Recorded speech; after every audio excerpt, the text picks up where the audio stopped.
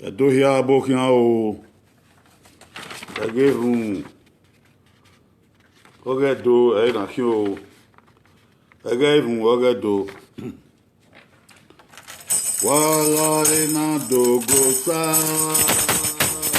Wala Renado Gosa Osama Wayalare Renado Gosa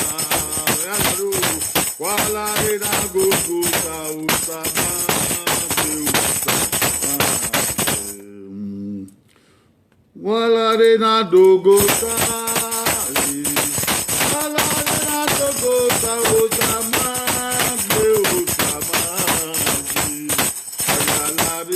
Walare na dogosa Walare na dogosa usama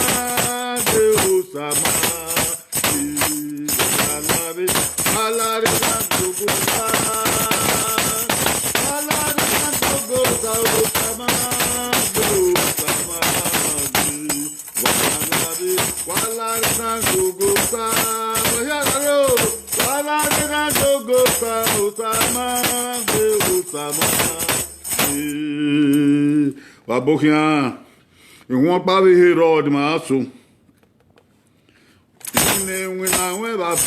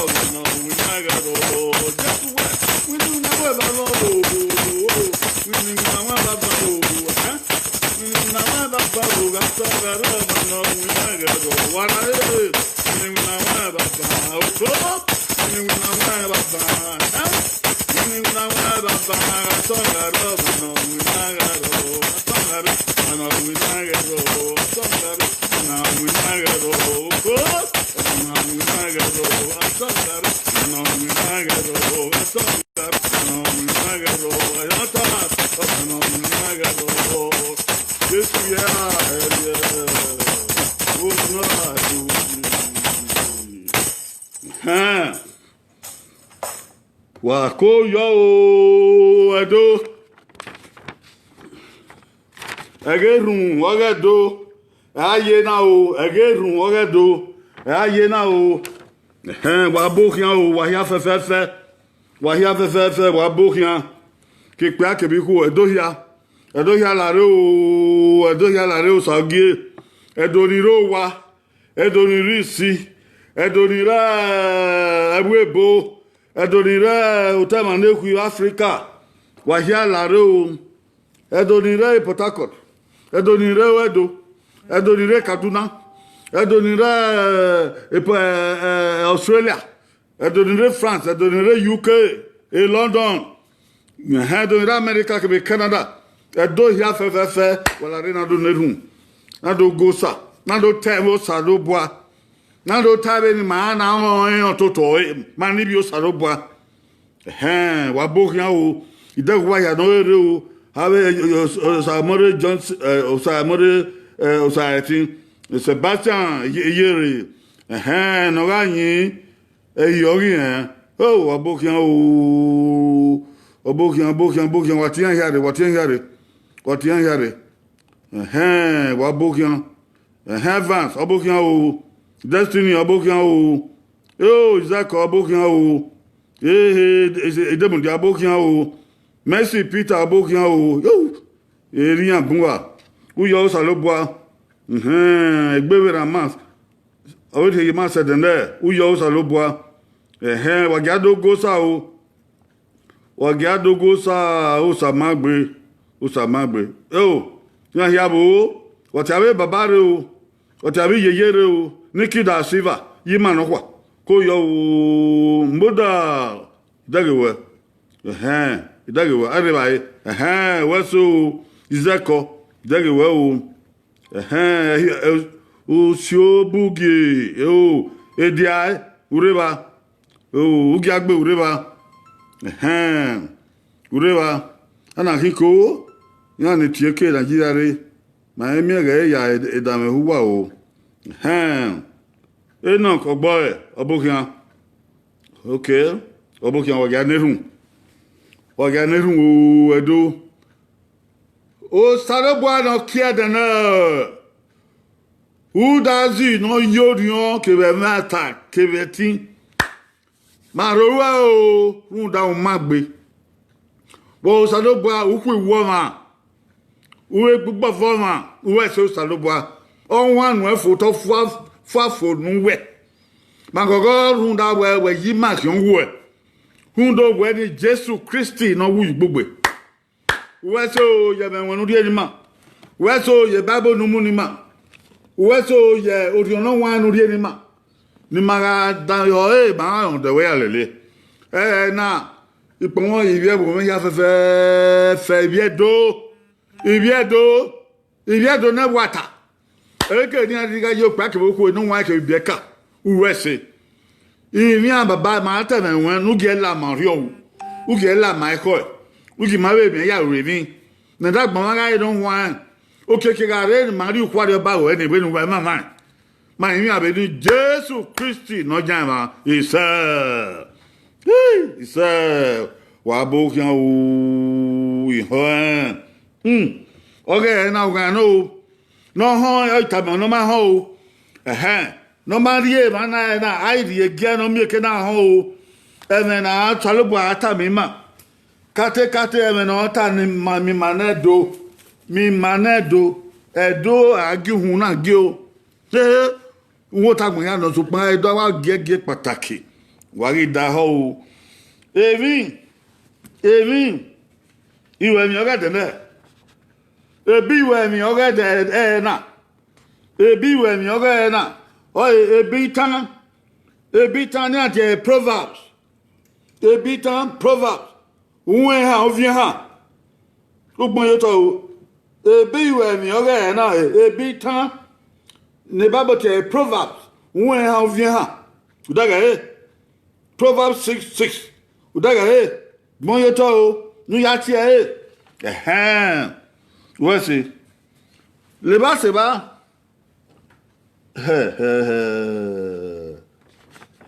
Iwa su oge na. Iwasu oge na onye sermon message iwasu oge na oye we wan egbuwe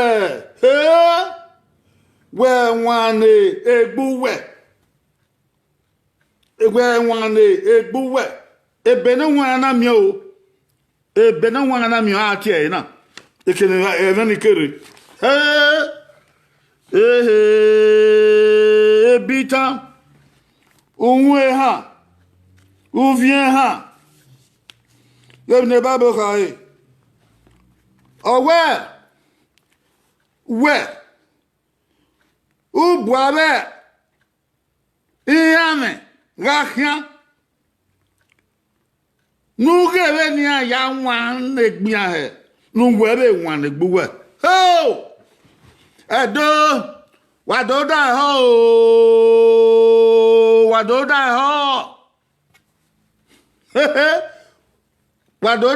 mi le be no wan ka ebita onwe ha uvie ha oweru we pagbe nuge abeyame nuge Ugebe ni ya yihan he nu webe wan de gbuwe wa be ti bi tan ohun ogbon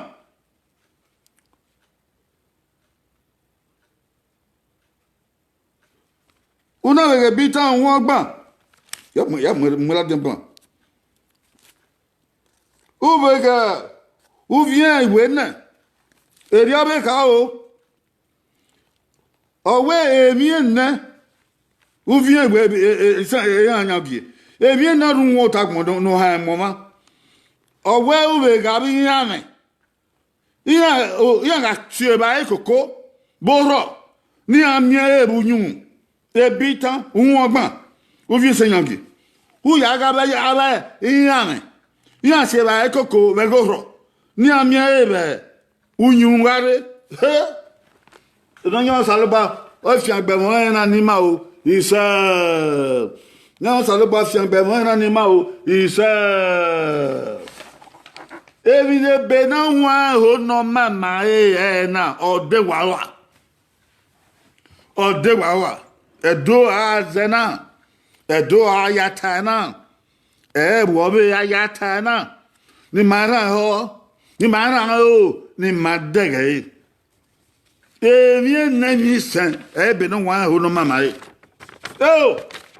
no ka owe ni magasie ohoho gasie ohoho ebi na ebe na wa ho no mama oteme iyame ebi na ho no mama owe ni magasie ohoho no pokeva ni magagbe ogodobo gagbe ogodobo gawo yebu nugbogi ha gage na kiyado okome gage na kiyado nugbogi na gage ki abore oko nugbogi se webe wenwina webe nuwewina ya da gberi ereba o je o tie ayedogbon nu yedo han no lawe ko no lawo rion ibi edo wala do adoge no saka ebe nu wa be tobe he e babo be tobe he e ta me babo na kan kekan e ta tie kekan aya we mi ekene do sa ekene do na me wa do da he mi ne be no wa kai no ka we get yo ho David do tie ho oye na we mi ro pa be de agbe we mi ro pa be de agbe ayegene oporo ka ya pe ayegene oven ya gba oto ayegene agogon ya so umondia ayegene edo ya mu e ma ni lega ma ya fa ga kagbe na ga kiri na ga win na o ma so iwa ro wa lo bi lo e ma so wa lo bi lo ede agbe ohun e ma ho gedegbe oporu ape ohun e ma ho oporu pe agbon ya ga ipa na ri eki ebo ya ga ipa na ri ugbo nye kedo pa gbe gwale no ai e to gwa ton e ma so wa wan rebellion what is that give me the bible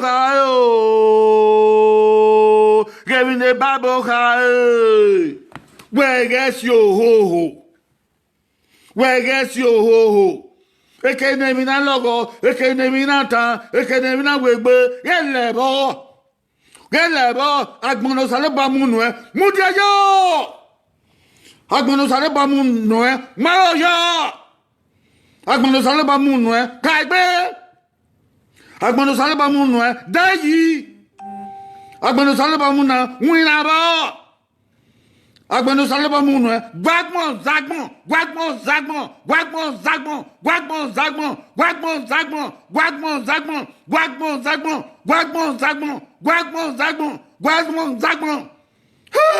e Jesu gwa lo ho i Jesu gwa lo gbodobo i Jesu gwa le akiabore emanso ihonge emanso wa neru esosi wa neru edegbede yangwa le miracle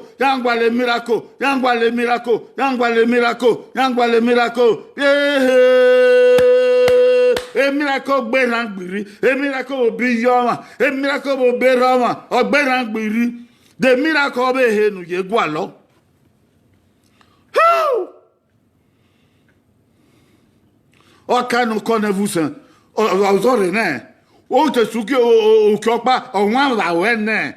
He, o te sukiva, or Mone, or Buyaga, or Mabekman. Eh? O te sukine, Togibo. The miracle in Yegualo. Only a miracle. Only a twin. Ik ben net twin. No, where you water. We are low here. Where you water. Uriado. Where you water. Uriabobe. Where you water. Uriasuku. Wait on wine. Or your even where you can be away. Another one away. All the times away. Every affair I get covered when I did here. Only a miracle. No, Salobama Maka. No, Yamalabon. A miracle. Oh, man. Adana na ya ma. Udo igbe. O ite tukeva u ya mani. Odo kian adana uge. A miracle. Ni bekun. Ba na say miracle ha agwale miracle be. Hey, gba okoto. Gba okoto.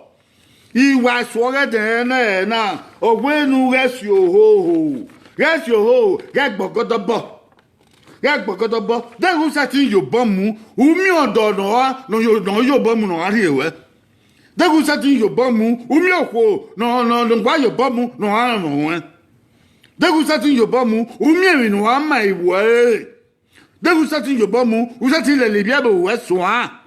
Then we sat in your bomb, who are Cabore, who are Bogodobo, two are Nekiyado, about that, a Bible where get you, get Bogodobo, get Cabore, get Nekiyado.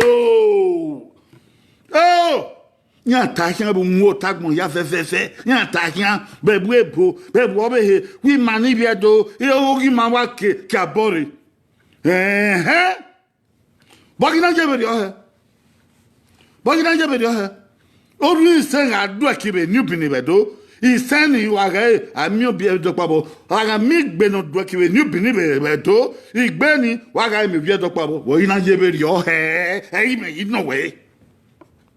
Hey, make it no way. He home, I got no fear no one, and I got no bono by do tedo yave, okay, you could hotel, you see, hotel, hotel, Yekovia, hotel, Yekoba, I may be a do, no fear no one. Piangi la, Yato Haribo, or Bonio Salopadi and Yangibo, or when Salopadi and Yangibo. What is that? And I'm Yato no fear? What is that? And I'm Yato no bo? Le ba se ba wa gu wa kekewe nu yin atia wa gwa lo no dollar yi o ma no do dollar yi o bia bo be no ka atwa ha ipede ha ya khian wo den ki do sedo o han do dollar yi le ba se ba awu adupon u gwa lo ma no ase upon na se na ya we upo upon na se na ya yo imi upon na se na ya wadore na ya hangbe na ya lapobon awu lo no supon nu omi obi edo bogiza ibi edo ya kabori buago kabori. O Saloba, ora bohien.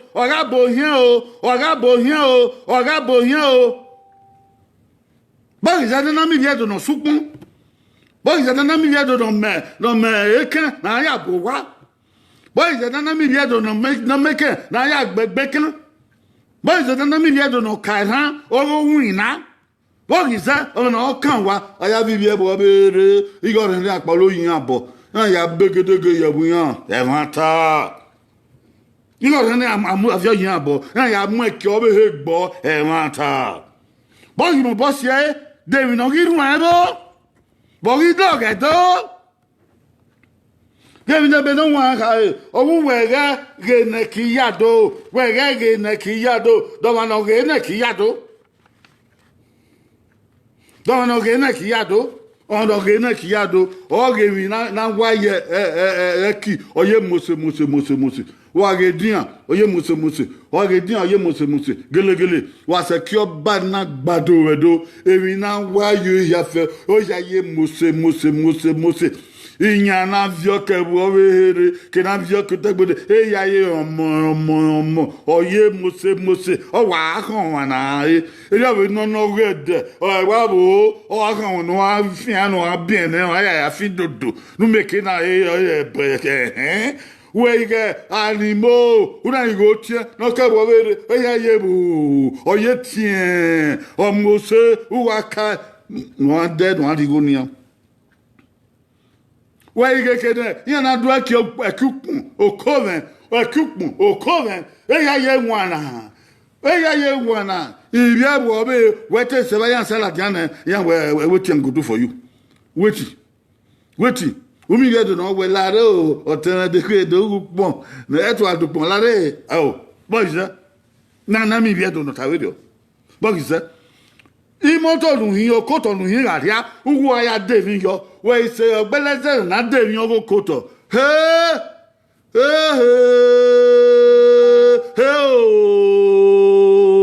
ibi ebo be wa no koto ya sukun bogi zena na mi bi ebu mabo eti marige na ki ya do be yo awe ki ma ibi ebo be ki do ibi ebo be ki do ibi ebo be ki muate il y a pas de rien.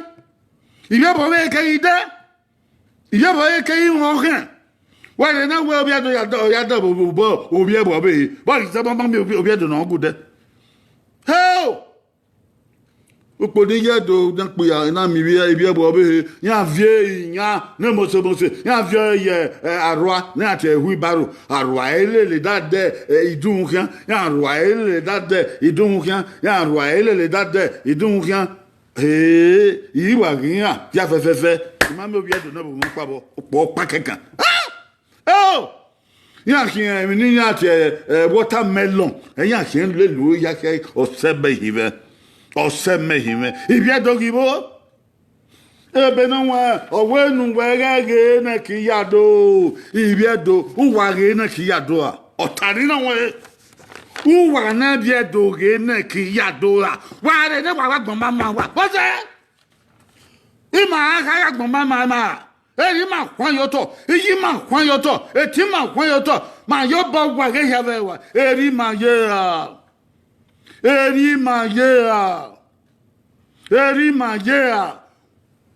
wa re ne wa li go no ya wo nyo o do mu owe baba kian o do mu wi ye kian wo nya enu na mu kian wo ba ure baba hekan ure baba zekan ure baba beyoto ure baba gbe mu ekun waka o mu ekun pogeva ure baba mu ekun pogia o wa na ba wa ba ebi we ado mu hie boze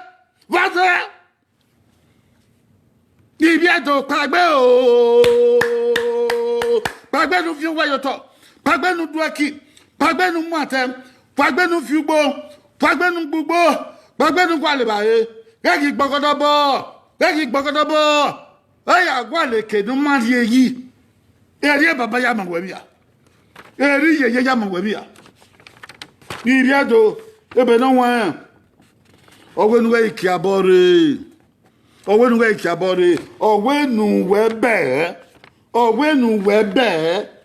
be du we wina ba be he o no be o ni o no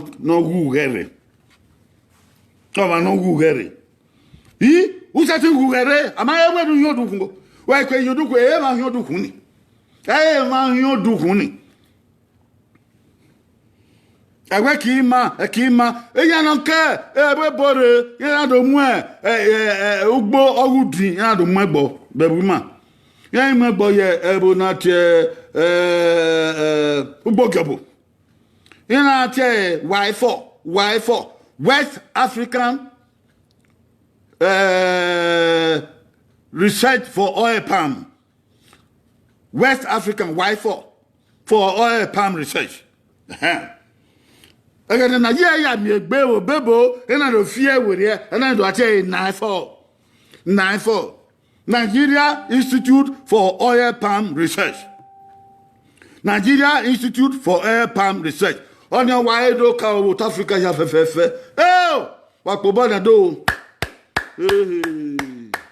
Hey, now for good look out on Africa, you have a away bone, not here Malaysia, yana dear out Africa, yana do equivalent already now for yana yakoya winya.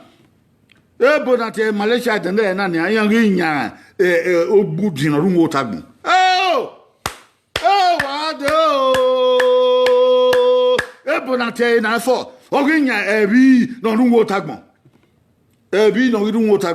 Hey, it's ya, if you don't know a mubudimbo.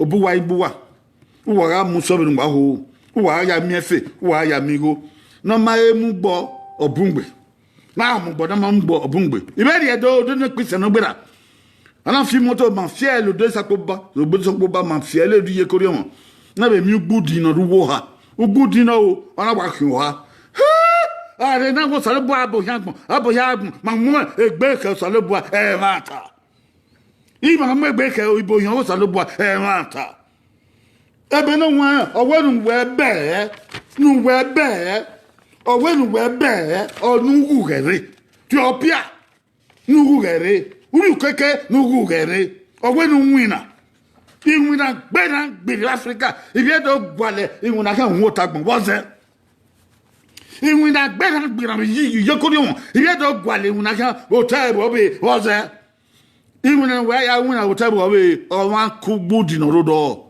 or one cook baba no rodo, or one cook beko no rodo, or one kiss a kiss I with bobo, or one make alimo bobo, baby, even a rowa, a very see. Anyway, we are doing to this. Where handle needs there, even a rowa, a very see the money. Even I drag you, what? How we are dragging a bubble. They are the Abba you okay? Where were? Even my home jagbe, Ariaba man, Ariaba Mingole, Ariaba man beki, Ariaba man bed. Ye do web that your bama you okay? Where walk away? Where walk away? Back then walk away. Back then would you appear? Back then would you dana? Back then would you why? Back then would you tete? Back then would you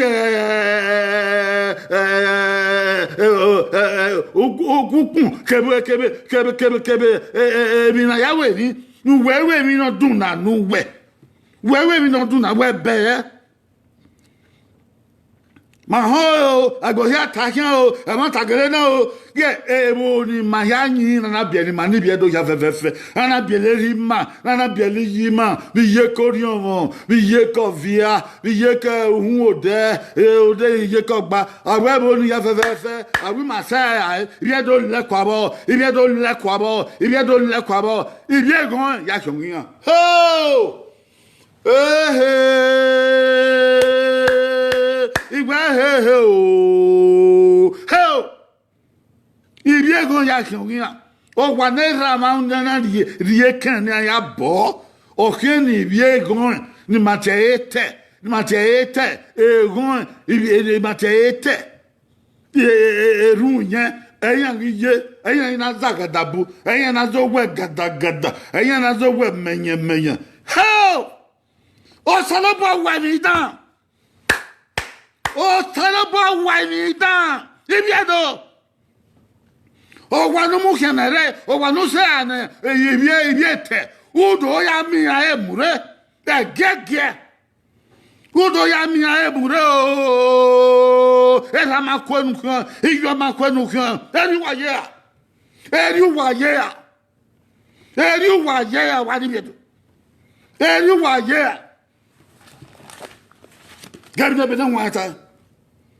bedan wata uwe a ti fi na wori a owenu pagbe get your ho get gbogodo bo get abore get geneki yado we be winna dinwuna pa no wa na wagbona wo mama ero inwura pa no na wagbona wo mama ero ehin no ogi no afo no ehi apokan again man one day adie na e bodondon e bodo don I call otobo ezo wuwo ha otobo ezo wuwo go otobo ezo gbe koko oberan obi yoma awa mi e ko lo o salba ya we mo eri odon no gui I call eri odon no tien I call eri odon no piro I call emi yon pa mane do ko no ngbe adimbo wanimo wete biye wete sunsku of kwane eri ave no no room eri ma be ko wete mu ado to la suku of kwane ma we do ma we eri ro pa yi ma eri ro pa yo e base do egbe wa wo me egbe wa wo me oh hell ebo hia mugbe oruru ebo mu ugbo oruru ni me kolokwa bo ugbo aba ora wa kolokwa ya di ebe ni aise ye ti ese eno ka eviokwa oruru ebo mu ugbe omugan yen mu gbe egbo mu gbe kashu ami ebo mu gbe e mana gbon ya nwina bo e mana gbon we de akin anyon e mana gbon we do akin na gide aga mi ase we bo upe ivanya gbon no gbera ise we bo upe ivanya gbon no gbera e sukuru ni ka yo iyo ni fo na we have a unipo giver ina gbebe ina teme na ade suko pa we bo na tie Michigan ina ngadi ba ise ba e government oge arioba in Nigeria we na e rigo ye we bo He don era mindset thing go gun carry gun ka or ye gun po giver eri magi yayi e no ye webu oda wi ama mebe amagi mi ebe igo no irebe na ebe na ario baka ya ntegbude e me na agwa le kini ayi na nwuna ibe be na ya nwuna o iya na dogi ode ma we na adi eke na mugbo ya mi ma no mugbo no ri na no ma e na gele aka ise ba mata no e ma ti ya le ya gun na ne mo no mugbo ni ana nwuna o ma e ka ya ri e ma ni gele do nwuna ni ya zuku ni ya yo university ni ya yo ina we ebenite ho ni tie e ba ni ya gbe ya kwe ya yi mo nebote department ya yi mo the department of counseling psychology pastoral counseling psychology ya gbe don ni gwale kini na gwale skobi ina gele pa ya gwale skobi dege gi rio ya be lagbo ge bo ya nwina bo ri orugbo ni na nwina e nya ogede aka dugbo ni agi mun mekana ugbo oruru ugbo oge oruru e ma gbin yo e ma ko lo e ma oko e ma gba me yo ugbo oruru manedo nwa sebo gbe manedo nwa sebo gbe manedo nwa sebo gbe i mama gba okoto ebe no nwa owenu we gba okoto owenu yage i tememia owenu we yage abe iyame owiyame no suya iyame oge iyame don we iyame no ge abiyame owebe ni ame wase ame garo bo goro oyin se koko yin mu ya akọ yin se koko mu ya akọ owe gunyu weire yin do miere agunyu weire yin do miere agunyu ya se koko egoro ire na yin na se tin ladia hunda mero egani e ba ni asu koko yin ya rio emi ya bagun na ta se koko khode ho emi ya bagun na ta se koko khode una ari owiwe mi ya webe ebe na ma we u se koko ege na ya ma we ni onyo ege unyun ro ege na adege ni u tota u igbon u ye wona o ye wono u igbon mu hi ege ede ya we e dame de o wa la kan gbe awe dame o la kan gbe ede na ge swe dame ni afie gogo ege ni emi nu we si koko ni ewe aya gbin mi yo to no ma mi ya gbe gudu yo no ya gbe gudu yo okele ka o tiebe won na lori ebe oge a certificate na lori enuwe ebe oge certificate na lori enuwe awebe ni ugele won ezuku ni ugele yo ọmọ náà má ṣe kókó yóò tọ ẹ̀mí ẹgbẹ́ rẹ̀ di dán mi rárí èmi yàrá gbọ́n náà ọ̀hún rọ̀ ọ̀hún yùn gbẹ̀gẹ̀ ẹ̀ mà ọ̀bẹ̀ má ẹgbẹ́ náà gbìrì yóò ṣe mí kókó gbẹ̀gẹ̀ yùn ẹ̀rá rọ̀ ẹ̀gẹ̀ náà mẹ́ ẹ̀yà rẹ̀ àṣẹ ti làdìyàn ọ̀nà ìhà tí ojú òfin kàn ọ̀bẹ̀ náà ìhà viẹ́ ojú òfin kàn náà ìhà viẹ́ ó sì ti làdìyàn bò wá ihò wọ́n àmẹ̀fún ẹ̀gẹ̀ ni wàá ó pàkàpàkàpàkà wàá rí ẹ̀yà gbọ̀rẹ̀dẹ̀ èrè ẹ̀ máa ná wàá rí ẹ̀yà kọlẹ̀ yẹn èrè ẹ̀ máa ná bọ́mẹ̀ viẹ́ ẹ̀gẹ̀ ni òhìẹ́ yàrá òyìn yàrá bọ́ra mọ́ bọ́ra bò ẹ̀gẹ̀ ni wàá ṣe kókó were ìgbà mana were owó kan náà ọ ya tiẹ̀ máa gbọ̀n kókó ó ya sí owó kókó àyẹ̀ wà kí n náà wọ́n ẹ̀ nẹ̀ wọ́n kí n ma ẹ̀ nẹ̀ wọ́n kí n yọ pọ̀ nẹ̀ wọ́n ti kí n wọ́n ti gùn wọ́n ti rúlẹ̀ ẹ̀gẹ́ ni èmi wẹ́ fún yóò tọ̀ ewé àdó ibi àdó wà zẹ́ wọn ní gbó wá ibi àdó wà zẹ́ wọn ní gbó wá wẹ́ kí a bọ̀ rẹ̀ gbàgbé nu wìnà ìwìnà nu wẹ́wẹ́ máa nuwe yunu kpabi sikankwi nuwe yunu ria nuwe yunu zan ayi bi ebo be do awu na migo na miefe na mi wadoge boy zan na gi mani bi do ebe na wa ma ata ma we na o ebi don salo bo akaye to o ga we o ma na we mu dia kosa o ma na we mu dia kosa gesi o baga gesi o gẹ́g gbọ́gọ́dọ́ bọ́ gẹ́g nìgẹ́ nàkíyàdó gẹ́g kí a bọ́ rẹ̀ wẹ́ bẹ́ẹ̀ nuwina ọ̀yẹ̀ sùkú yóò bẹ́ẹ̀ nuwina ọ̀yẹ̀ kìdó bẹ́ẹ̀ nuwina ó gbogbo bẹ́ẹ̀ nuwina wẹ́wẹ́ wina ibi ẹ̀dọ́ yìí máa wá ìwina náà rẹ̀ à ẹ̀yẹ̀ máa wẹ́ ẹ̀ bẹ́ẹ̀ náà bọ̀ wá náà yá náà bọ̀ wọ́ bọ̀ iwu wọ bọ èkó nu lẹ́rìí ìbàdàn nu lẹ́rìí ewébò nu lẹ́rìí owó àwọn ibi owó àwọn ibi òbòdàn owó ni wọ bọ ya wẹ́ẹ́ wọ ẹ̀ mẹ́ta ya bọ ẹ̀ wẹ́ẹ́ awọ ya wọ ya ìmọ̀tò nu wẹ́ẹ́ àti lẹ́lásọ̀dọ̀ ọ̀hún awọ ẹ̀ wẹ́ẹ́ abẹ́ wọ ẹ̀ nu wẹ́ẹ́ bẹ́ ọ̀hún awọ ya àdìwẹ́ yẹ sùkú òbí owó òwe àdìwẹ́ yẹ sùkú lẹ́gà wákìá òye kànáà gbé ìkànnà dànù ìkànnà sèṣìgá ọ̀rágé wẹ̀ yà. Wakeba kwa webo wasewebo kanaru emi nanaru emi kasonka banana hewa mumu nanaru emi kasonka banana hewa mumu uru ami oba Yesu kwa benu yo ma no hu yere rigore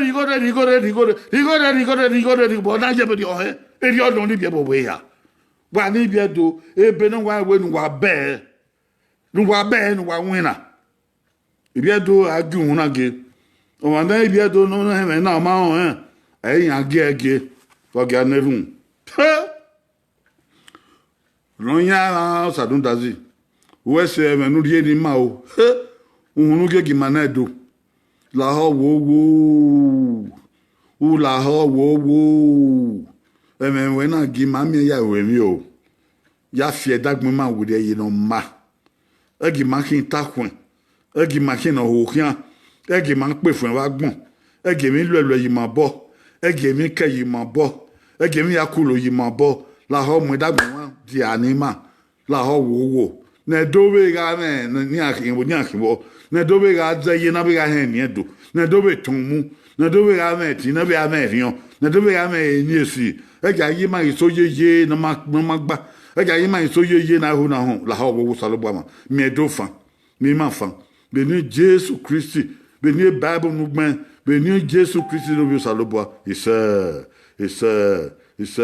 Jesus Christ no nyama Abraham o salobo akubo o no ho de ba wọn kuma ga ro ke ba ya se de me de isa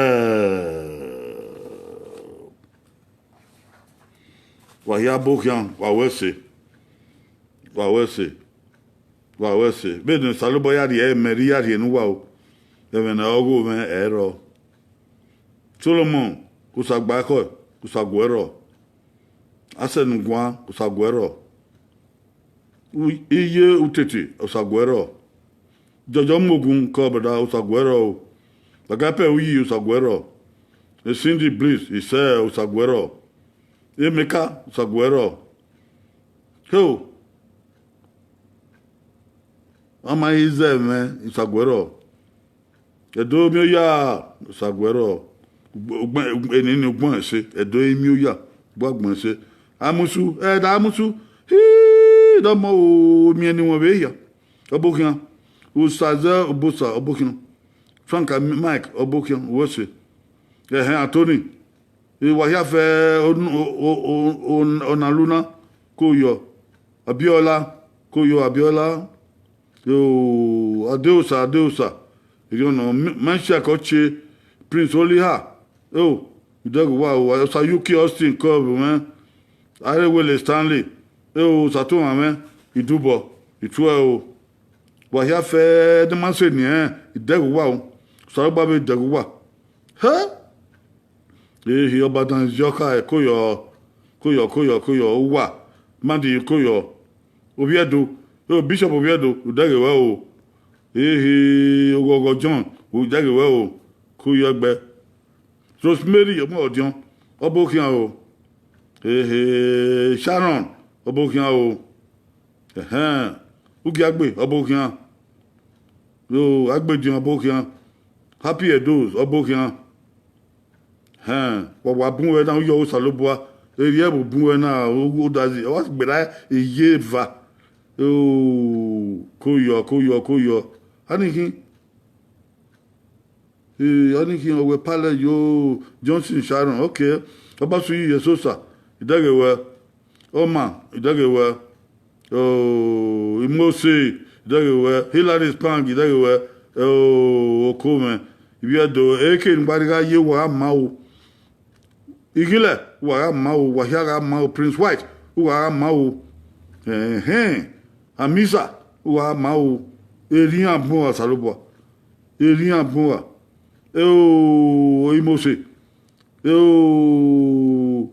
Oko d'abord mandagi Aisha tinka uyi wara mi wana re yon salobo no fiang buwa Solomon demudia udagewe Agbedo Irame Sunday ebi abeki ehendo magbaye owiwe me odoro pebudo salbo afian gbo plani ebi abeki cha so kungbo wa magbare bo pa na hin idagewe Irame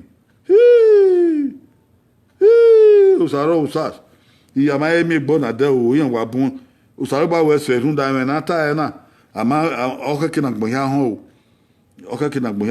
oga mi afi were e bunyi me ma oga mi afi were de dagbin ma ogi ma fi were ma bi ya me na bi do an ma e ma mo obi ma wa mo susu wa si kokoko ni wo be do awe obi ma bo zai e ma ka ase ma manedo ipon wo salobo yi wa Bon salabo ni mo. Upono mo saba mu gima wa gima mu fo o. Wa gima mu fo. So ba no de ba wa ya fefefe. O we kin yakwe. Yakwe are oge do e ma do ta. Bi yakwe are oge do e ma do ta. Yo no. Ayi obo mu o si oberu e wanta Wese Oviedo Solomon demudia agbon la dia wa be wa we eten yado wa Oviedo yado eke ni asigaye wa wi yado wa we ni afi we de ni ara wina ima sefe agwa le fe kian bebo e na no ma gba anything so gba no ya bi ma o so gba no ya bi ma e ni ra me se ai me wa fi eke gbe na agwa le webo ni ayo abi Yasugbe kuku yasugba ba salugba no yabo men ebi be mi salugba no die ti me yagwalo de no ma o do obe uhonia ale opaguge o de buna ya ma wa gbona ame ya wo ni o ma ni o me ni ma ye go ma be we ebi e bo be wa do mu ma e ma be yo honi ma be de we mazio ma ni be do mazio mmegoro ha de ba mazio zio mata iyogun ma me Yoga lago dao. Ni ma wan de gbima. Ni ma wan de gbima. We wan de gbuwe. we wan de gbu we agwon ya na we wan de gbu we ko kwa akataba ke atete na bi ye wan ya do ya fe o maniyan yan mara ya ma do yi boys de na se gi ma mi pa ma idemu ami pa ma yawo mi ma ni ro ye webo na ogwo ma dia obun sebo don ogwo ma dia no gwa leke don na mi oge de na o ipe do pa obun sebo hugwe uwe ma je e ma na te ma tan ro na me wa na gba okoto na gwa ya do ama wa mo gbe ka yakwe oge do ma ata yakwe oge do ma ata ari oge do kunda ye Desmond mo salabo for you mo salabo no we o ya ni matana oge do baba bono no salabo ri yo bonima me dege bi ne bia do bia e bo be ya fe o kibi yoba I me we me do gwedo gun wa ri ho meta yo wa ri ho meta yi abetai wa be yaga we mi amu gbe na mu kan na eta mo kan kan amu gbe na mu kan na eta amu kan kan aya hu na ko salabo aya da go gaga bo so ko salabo I me yogo me gaga bo so ko salabo e bo no edo oni o kawo edo o kawo oka ike ya gaga se bo bi ke ya gaga nebu ni ma yaga me nwa yeri ai tasoge na obi kin dobi ogwe ma ya do ke baba ki ye wa baba